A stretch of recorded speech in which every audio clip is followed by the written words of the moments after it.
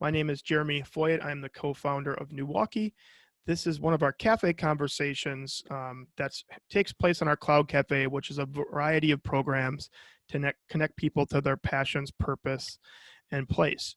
I am joined today by Common Council President and Alder person in Milwaukee, Alderman Chevy Johnson. Thank you for joining us today. Thank you, Jeremy. I appreciate having the opportunity to be here with you guys. Awesome. Well, I obviously have a bunch of questions and there's a lot happening, but before I get into my questions, I kind of feel sometimes we get stuck in a 240 character soundbite got you kind of world. So I really like the long forum interviews so we can talk more about what's than just, this quick kind of rapid response of who got who. But before we get into questions, can we just go first into talk a little bit deeper about your emotions of what happened and then some of the reflections about what's unfolding? Yeah, so emotionally, as I see what's happening, I'm, to be quite candid, pretty pissed off because this is in relation to Mr. Floyd's death. Yet another example of what people of color have been crying out for, particularly Black people have been crying out for in this country for, an untold amount of time. Decades and even centuries, in terms of policing and the sometimes oppressive tactics that are used that have caused death in too many instances for these people. So pissed off in that sense, but very hopeful in the sense that when I just was in my office the other day and I looked outside the window and I heard these chants that were going on, and I saw these Black Lives Matter signs that are being held, and the diversity of the crowd that's there. And even in the protests that I've joined, both during the day and even those late into the night, we've seen an impressive amount of diversity from people from all walks of life and all neighborhoods, not just in Milwaukee, but across southeastern Wisconsin, calling for change. Mm-hmm. And that makes me very hopeful that finally we are at a time where we can get the change that folks have asked for and demanded for some time. And I just really feel like we're at an inflection point, and I just really want to make sure that we meet this moment. And that's what my desire is. And you released kind of you had a press release that I've read and kind of combed over, but for those who haven't went over what your kind of demands or vision is, can you first take us through some of what you're hopeful for moving forward? Sure. So in relation to the press release that I put out, I believe the one I released a couple. Yeah, I guess that should be more specific. The press release you put out around what changes and demands you demand of maybe the police force or the city or the services, anything to do with the inequity in Milwaukee. Yeah, so I put out, after looking at the incident that happened in Minneapolis, trying to consider ways in which we may be able to make our own police department, more accountable and more transparent in their policies. My office had done some research, and I thought it'd be appropriate for us to ask the police department and the Fire and Police Commission, quite frankly, to look at and adopt these 8 can't wait policies. These policies have been shown to reduce the likelihood that a civilian is going to die when they are in police custody or they're in contact with police officers. And when implemented, they have shown that it's less likely that a law enforcement officer would be assaulted while on the job. And those policies are everything from a stated ban on chokeholds and strangleholds. You'll have police departments across the country, I believe even the Milwaukee Police Department, that will say that they don't train on those holds. However, there's no stated ban on it. Just want the wording to be crystal clear that these are not, techniques or moves that, officers could do, because they too often end up in death. I know in some departments they have banned the use of them because that has happened. Another measure would be to require de-escalation to take place. That's not required right now in the Milwaukee Police Department. They're not required, according to the data that we've uncovered, they're not required to engage in de-escalation. Now, I think they train for that, but there's no stated policy that says that de-escalation is a requirement when officers are in conflict with members of the public. That there is, the next one would be require a warning before shooting, requires an exhaustion of all alternatives before shooting, that officers would have a duty to intervene if one of their fellow officers was engaging in practices that were unethical or unbecoming of a person who's sworn to protect and serve the community, a ban on shooting at moving vehicles, require a use of force continuum, and require comprehensive reporting when there are these interactions with police in the community. To the credit of the Milwaukee Police Department, and I've said this publicly, I've said it in news interviews, and I sincerely do mean this, to the credit of the Milwaukee Police Department. They have, over time adopted 3 of the 8, but I think it's, again, we're at a moment in time, and in order to build trust, back with the community, I think now is an appropriate time to ask the Fire and Police Commission and the Police Department to look at adopting the balance of these strategies. And to be fair as well, no big city police department in America has adopted all 8 as of our recent research on this. I think the most progressive police department that's adopted 7 of the 8 is the Washington, D.C. Police Department. So we're only at 3 here. So we've got some ways to go. So we kind of got right into some. I was going to go a little bit more into the kind of the issues around Milwaukee as in general as raised, but we'll come back to those and kind of target, since we're talking about specific things and specific solutions. There's a lot of different organizations talking about what we should do next, and a lot of defunding the police. I think LIT has called for declare racism a state of emergency, a shift from 25% police to public health, a shift from $16 million from school police to counselors, demilitarization of our streets. And I know there's some others. I don't have to read down the whole list, but can you talk to those? Has the council been, are we going to move forward with some of these things that we've known for a while we should be doing in our communities, but it's been on the back burner of this kind of change that we think we need to more mental health, more services, obviously better education as opposed to just policing?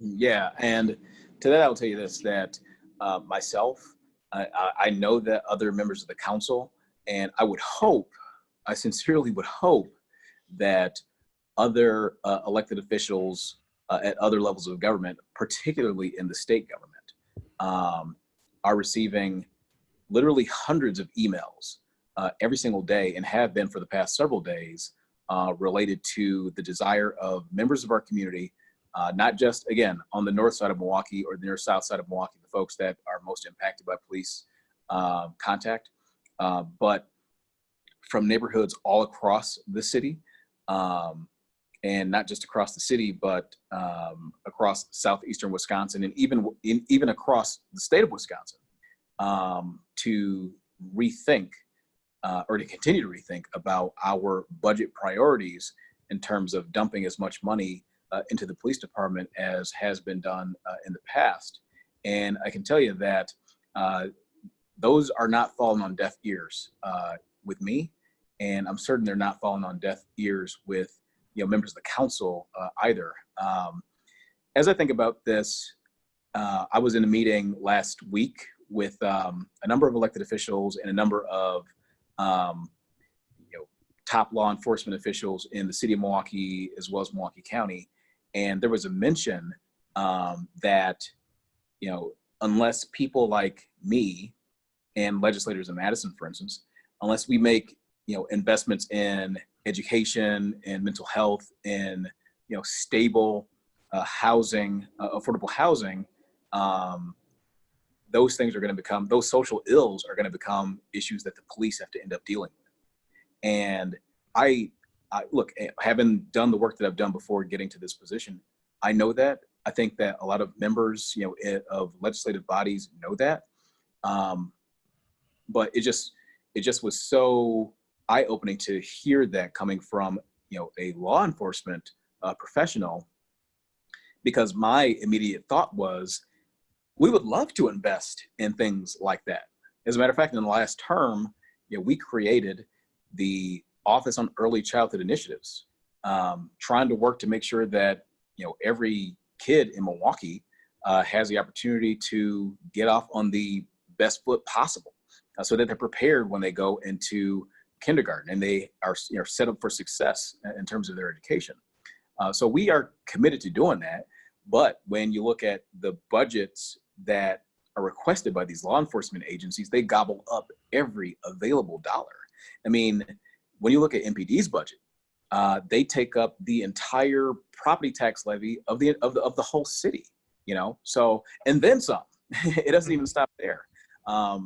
So we certainly are interested in making those investments, but our partners in law enforcement have to understand too that in order for that to happen, and with other departments being stretched as thin as they are, that means you guys have to actually put your money where your mouth is and be a partner to us. You can't just come and request more and more and more money every single year and expect that we're going to be able to make the investments that you're talking about. Because, at the end of the day, if we make these investments on the front end of someone's life, if we make sure that kids are prepared for kindergarten, if we make sure that, our neighborhoods are stable with affordable housing that, people don't have to break the bank on in order to live in, if we make sure that there are mental health services that are available to our residents, all of those investments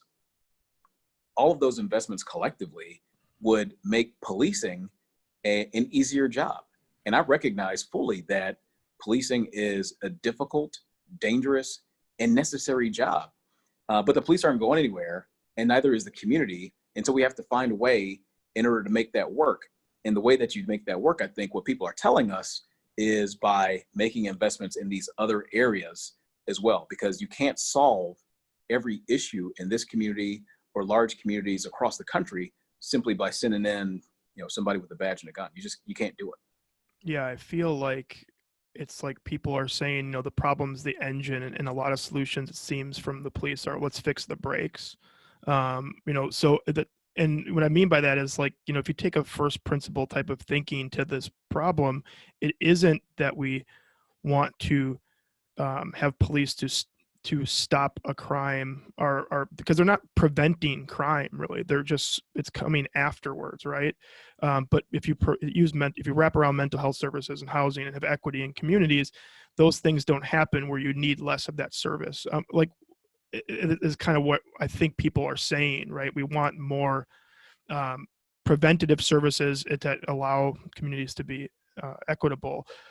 The other question then is, obviously this isn't new to Milwaukee. The University of Richmond has a really interesting map out around all of the cities across the country called Mapping Equity, or Mapping Inequities. And it's, if you want to dive into it, it's really interesting, but it talks about the history in every city, but specifically we'll target Milwaukee here around racial inequity, oppression, redlining, income inequality, and things like that. This stuff has been happening forever. There's no one solution. Like, what is the council's solution to some of these things? What are they talking about and getting more serious about than saying, because I do think if we take 25% of the police force and put in these services, we'll see a lot out of it. It won't be instant. It'll be long-term, right? So what can you, or maybe just you specifically, like, I don't want you to speak for everybody in the council, but what do you specifically think where the investment should go in these communities to to counteract some of the historic things that happen in the city?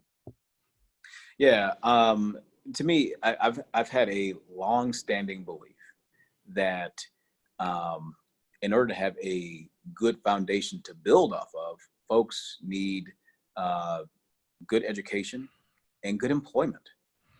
I mean, if you have those things to start off with, then you can build neighborhoods. I mean, it doesn't even necessarily mean that you have to go to college necessarily, although of course that is an option that should remain. But if folks have a quality education and stable housing and stable neighborhoods, then that's a recipe for successful neighborhoods. And having successful neighborhoods would equal a successful and stable city.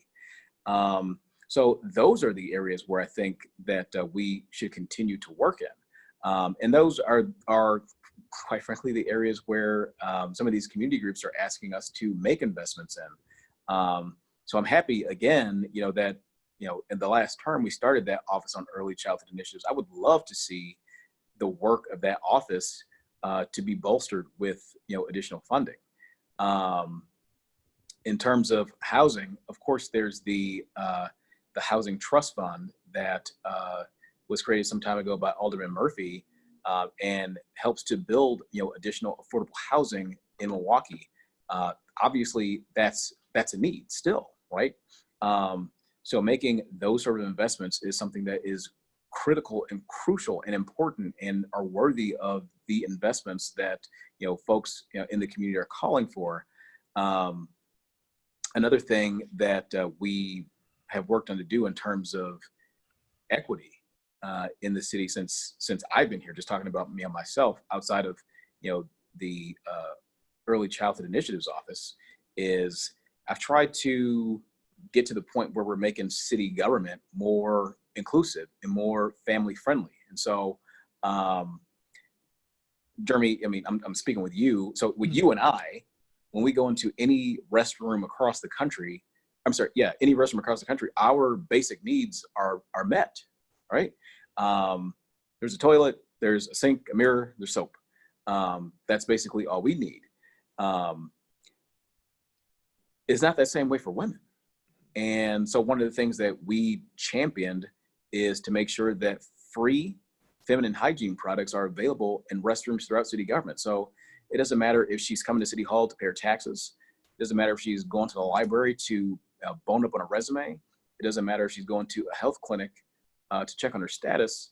When a woman steps into a restroom in city government, I want for there to be these products that are available to her so that she can continue to be engaged. And not just for women, but for families too.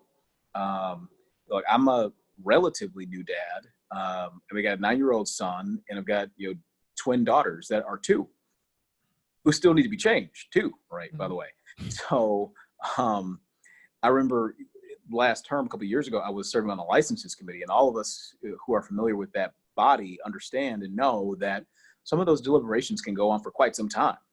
And I remember sitting on the side of the table that I'm sitting on as an alder, and there were 2 dads that were there, and they were there for hours and hours and hours waiting for their item to be called.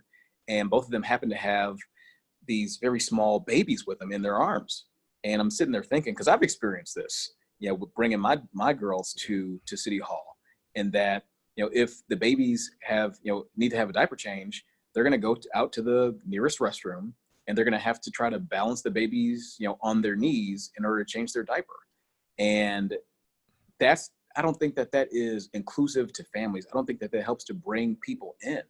And so another one of the things we worked on is to make sure that we have baby changing stations at restrooms across city government as well. So I think we constantly have an eye towards trying to make city government more equitable for folks. And I do want to ask if people do have questions, you can put them in the Q&A. I know we're on Facebook Live as well. You can chat a question there, and we'll answer it on the Zoom call as well. So if you do have questions, put them in the Q&A, or you can chat them as well, and we'll get to those periodically throughout the interview, but also at the end. Just want to make sure that we can get people's questions asked or answered. Sorry. What about like an historical change, like historically, change, like the police force has a lot of outside jurisdiction, outside of the mayor, outside of the council. I guess give people a historical reference point on how how it got there. Like, why is there so little oversight? Why is the police unit have so much strength in Milwaukee and beyond? And what can we do, or what is even the process for change? Yeah, that's a very good question. So the police are not just outside of the popular narrative that's out there. The Common Council and the mayor, we don't have direct daily oversight of the police. Basically, how it happens is that there's a executive budget that is produced, and then the council has basically a month to comb over that budget. And by the way, it's $1.5 billion in order to make amendments, and then in the early part of November, the budget is adopted. So the mayor appropriates, the council approves, and we basically provide the budget to the police. But then after that, when the dollars are allocated, the council has no jurisdiction over that. That's purely within the jurisdiction of the chief of police. So, for instance, we're talking about equity in neighborhoods, doing special programs in hard-hit areas like 53206, for instance.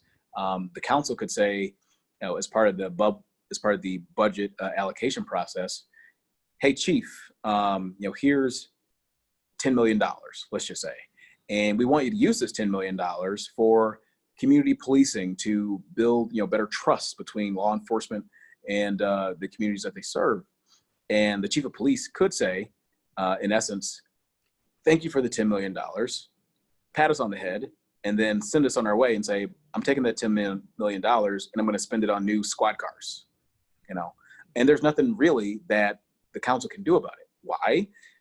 Because the daily oversight, the board that the police reports to is not us, it's the Fire and Police Commission. And those members are appointed by the mayor, confirmed by the council, but then they act independently, okay? And they provide the oversight of those departments. And the reason why the Fire and Police Commission was established, and I believe it was established in 1885, it's one of the oldest and most powerful such police and fire department oversight bodies in the United States.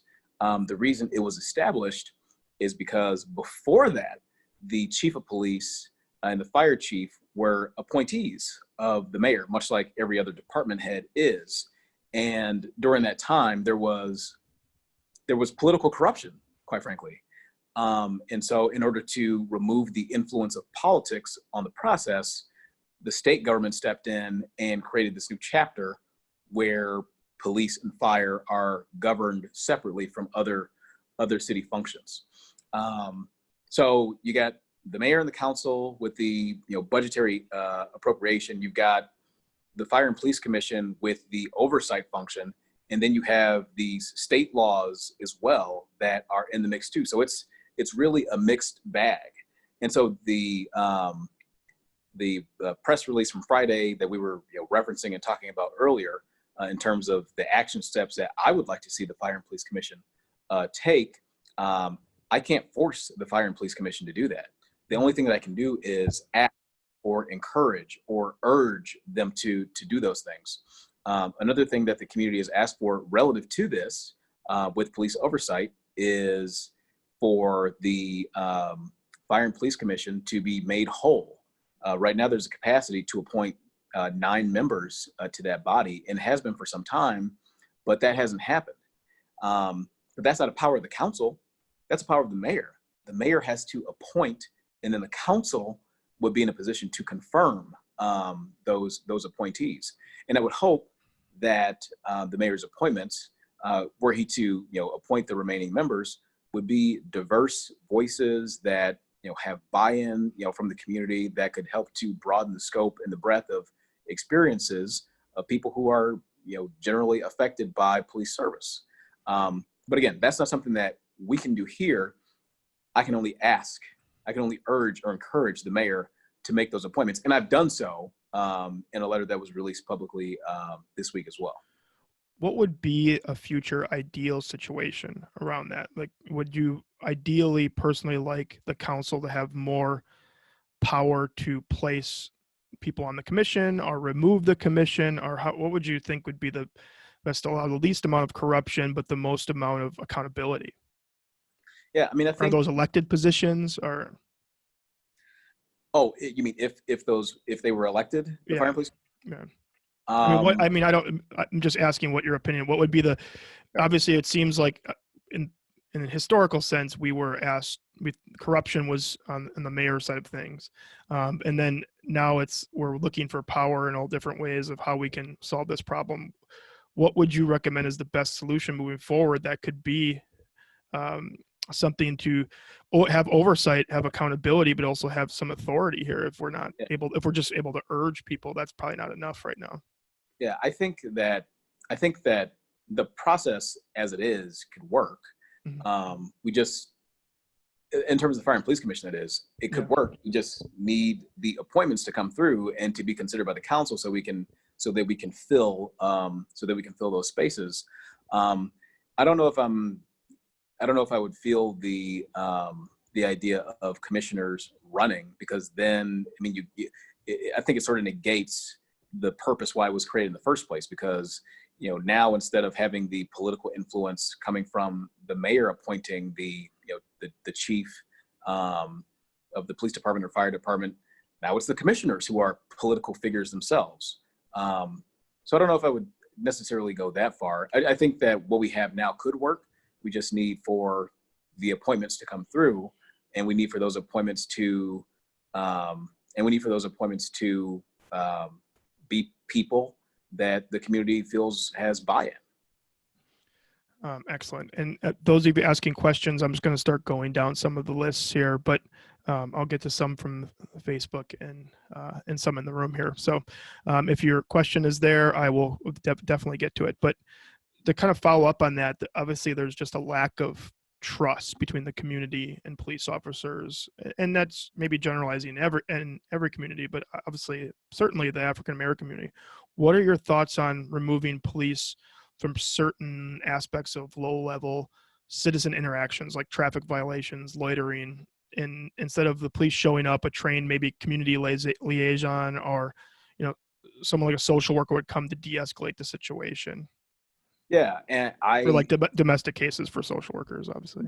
Yeah, I mean, I think that that's part of what folks are asking for. Yeah. And I mean, for me, as I think about it, that's why I prefaced my comments earlier about not being able to solve every issue by sending somebody in with a badge and a gun. Mm-hmm. Because everything doesn't require that. Think about when you have children, right? Everything that happens isn't you're grounded. There are other things that you employ in order to get your point across. It doesn't have to be a punishment every time.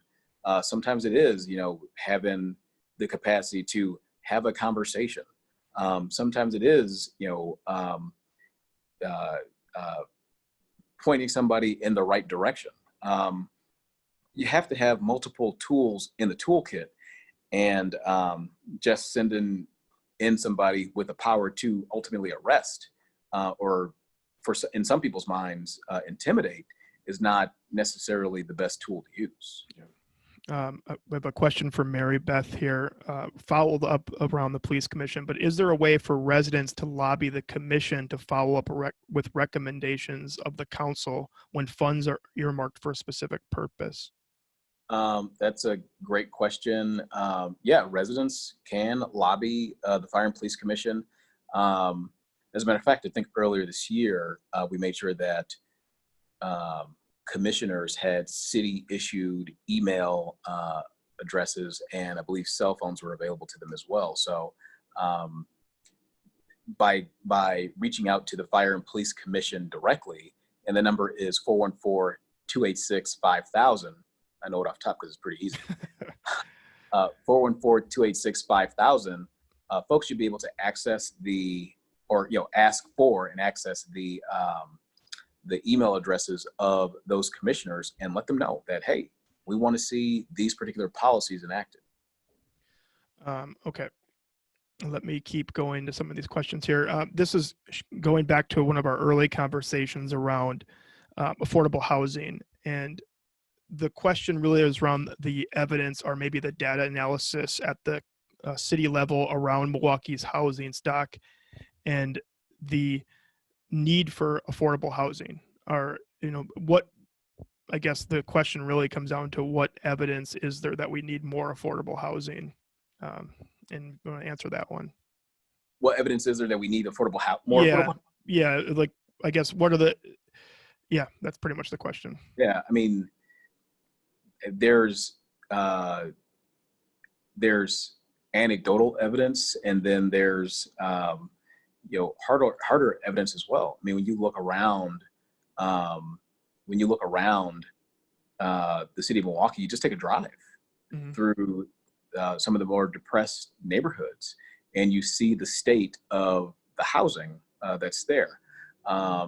You read a book like Evicted, and that was, had Matthew Desmond embedded in some of the most impoverished neighborhoods in Milwaukee, with people, quite frankly, that would be in the most contact with law enforcement in some form or another, because all of the social ills that we were talking about earlier are present and festering, in these neighborhoods. They get evicted because the rents that they're paying are so jacked up, and they got nowhere else to go. You look at the waiting lists that are in place for City of Milwaukee Housing Authority residences. The list goes on, about why there needs to be more quality, affordable housing. I'm very proud to represent and encourage the developments happening at West Lawn Gardens in my aldermanic district. That I think has been a model. Well, it is a model because folks across the country come to Milwaukee, to my district, in order to learn about it. But if you haven't been there, off of 60th and Silver Spring, it's a wonderful model of what we can do to make sure that people live with dignity, live with pride, and have a place that they can afford, and see the changes that are happening in people's lives when they have that sort of stability. Yeah. That's built in. And I'm going to jump around to some of the questions that are on topic, and then I'll go a little bit to some of the other questions that are separate from what we're talking about right now. But what kind of goes in that is Milwaukee's segregation history. You talk about this a lot. When we've talked, offline, we've talked about this. What can we do about it? And housing obviously is one major thing we could do. Allowing people affordable housing in every neighborhood is something we can do to have desegregation. But what else can we do around segregation from your point of view? I feel like I can't, let the question go on without, bringing up a press release that sticks out in my memory from a former Common Council president, Willie Hines. And I believe I was in high school, I want to say, and the headline on the press release just really stood out to me, or the statement stood out to me. And it said, in part, "The poor will always be with us, but will they be welcome in New Berlin?" Mm-hmm. And that was because there were moves by that community to stop, some more affordable housing to be built there, because, quite frankly, we've seen over the course of, several decades, the concentrated effort by communities, surrounding Milwaukee, to not allow for people who need, access to affordable housing for those projects to be built in those communities. There's a reason why. When you look at, across the metropolitan Milwaukee area, why all of the social ills of of crime and like just everything, all the lists that Milwaukee are on, all those negative lists, is because they're all crammed. Everything is crammed into the city. They're crammed into certain neighborhoods. So there is no spreading out of this. So one thing that we could do in order to get ahead of this is education. And so I think that, having conversations like we're doing right now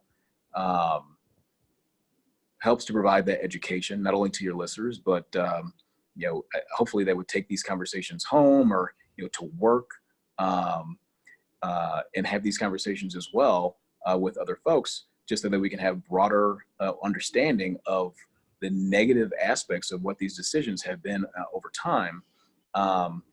So that's something, maybe encouraging, communities, as well outside of Milwaukee to also embrace, building, some affordable housing, so we don't have so much of that pressure, in one space, that being the city of Milwaukee.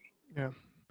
Yeah. And I think, I'm on the Millennial Task Force for the city that we're going through right now. And education comes up numerous times. And really what we see in Milwaukee is,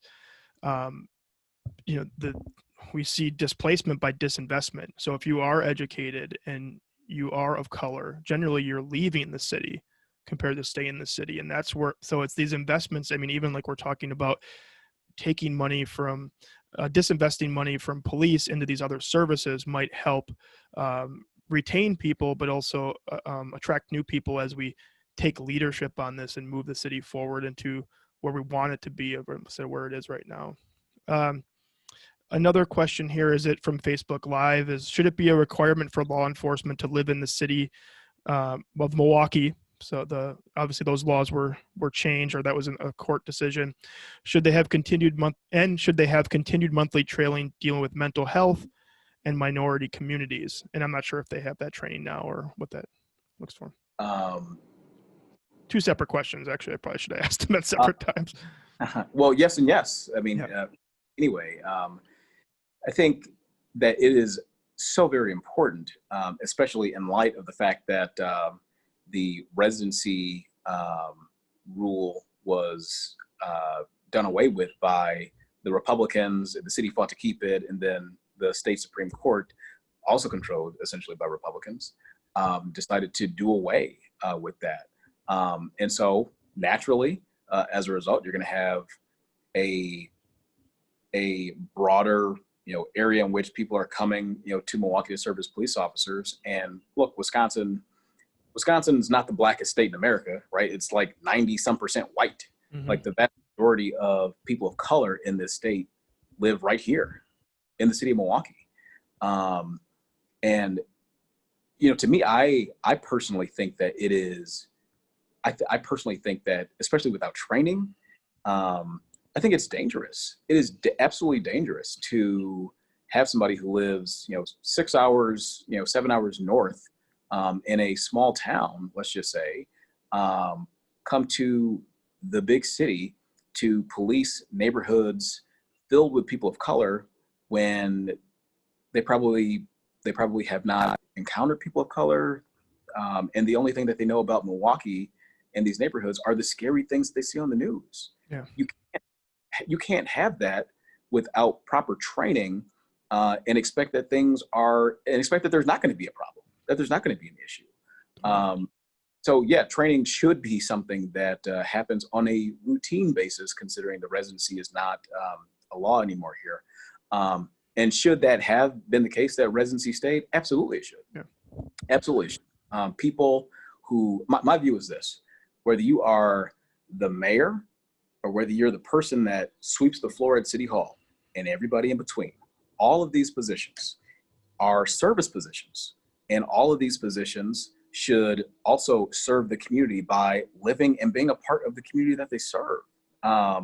So I believed from the beginning that removing residency was a poor choice. It was political in nature, and it doesn't serve the residents of Milwaukee. And talking about making the job of policing easier, police officers, firefighters, city employees, they're more likely to, they have a good quality middle class lifestyle. They make a good salary. they purchase homes, they become anchors in their neighborhoods, anchors in their communities. That makes neighborhoods stronger. Mhm. Neighborhoods are stronger. That makes the job of policing easier.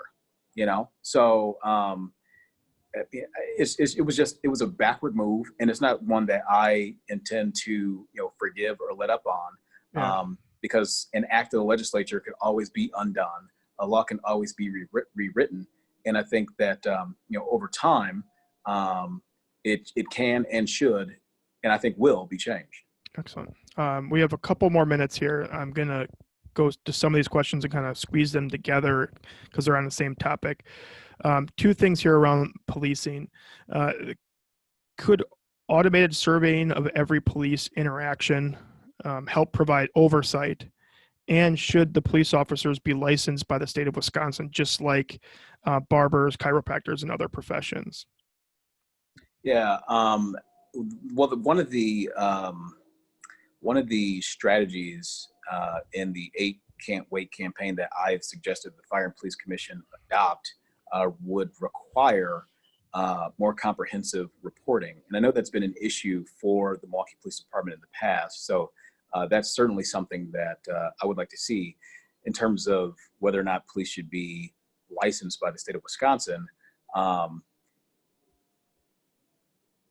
That's something I have to give some thought to. Yeah. Obviously, the state of Wisconsin is the one that took away the residency requirement, Yeah. So I'm hesitant to sort of release that to them. Totally. Yeah, that makes total sense. Okay, let's see if we have any other questions. Any other questions? You can post them in the Q&A. We have a couple more minutes. There's one here around reinstating free driver's ed for MPS. Would that help with reckless driving? Obviously, there's a lot of reckless driving right now in the city that hasn't ever changed. But would that help with overburdening the police? Yeah, and as a matter of fact, I have been proud to support, and the council as well has supported many investments over the past number of years into MPS Drive. We partnered to help them to get it off the ground when they were trying to reinstate universal driver education in the public schools under Superintendent Darian Driver before her exit. So we've done that, and I think that over time you will see a trend different than what we've seen with reckless driving in the past. And I think even now, I mean, sure enough, you still see some reckless incidents out there.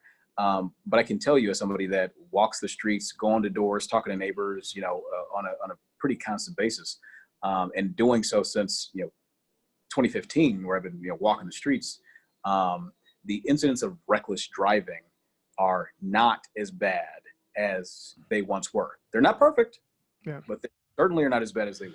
Yeah, I mean, as someone that gets really into driving, I was hit by a car running the other day, and but as someone that kind of harps on this a lot on Twitter, I think it's an urban planning thing too.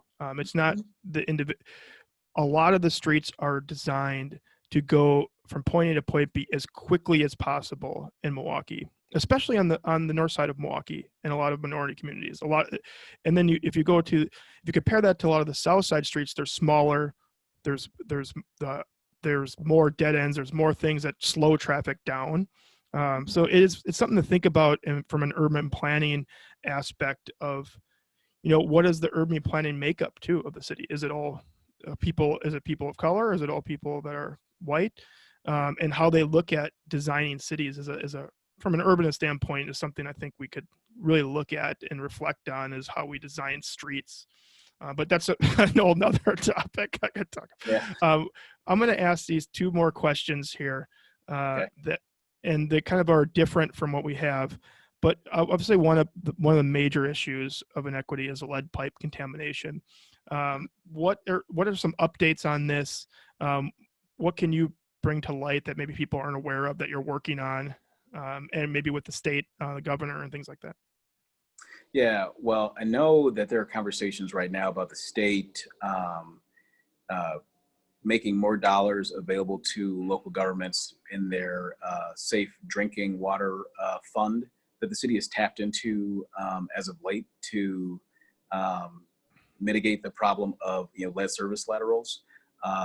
Obviously, when this issue became as hot as it was after the incident in Flint, the city took action, and actions that I supported, by the way, to make sure that not only were all laterals leading to MPS facilities clear, where our kids are, clear of lead laterals, but also that daycare facilities were first in line to make sure that if they had a lead lateral, that those were taken care of, and then also that during the course of construction projects where the rumbling of the street could disturb lead that was settled into a lateral, spiking the blood level, that we communicated that with homeowners, so that they had access to bottled water during that time. We worked with our health department and community partners to make sure we got water filters out to community-based organizations for free of charge.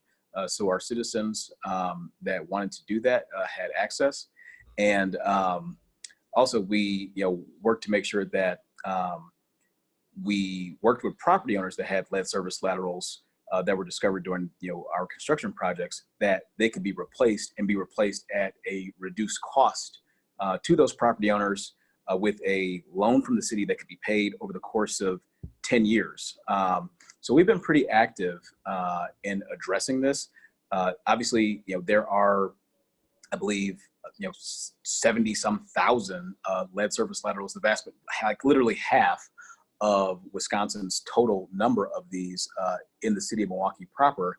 And so it's got a nearly $1 billion price tag on that for us to be able to address.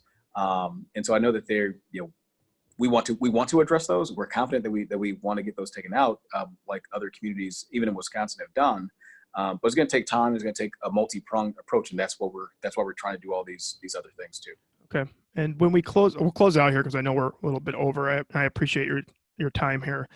But I think Jason has a great closing question here, and I'll tie it in with someone else that had, what are the action item goals and timeline. But Jason says, I think we can acknowledge there's a lot of things that weren't change, and we struggle sometimes with items that have the greatest impact or deserve the greatest short-term focus. What are your recommendations and thoughts on what to tackle first out of all the things we've talked about today? And where can people follow up with these action plans and what's happening besides just social media? Yeah, I think that because we're in this inflection point, we're at this moment in time. I think that the thing that needs to be tackled first, before we get into this cyclical pattern where something tragic happens, like the death of George Floyd at the hands of law enforcement, and then people are outraged, and then people forget, and then we get lulled back to sleep, and then something else happens down the line, and then the cycle repeats itself. I think it's important that we tackle this. We use this moment, and we don't let it go by, and we continue to put pressure on, and we demand that some of these changes are affected for the future. So that I think is the best place to push our energy right now. And where can you keep up with this? The city channel is a great place. You could always reach out to your alder person on the city's website. You can get a schedule, or if you just Google Common Council 2020 calendar, you can get a list of Common Council meetings, and you can tune in. You can call in, you can be a part of this just by reaching out. I mean, the people sounds like someone's calling in right now. Yeah, right.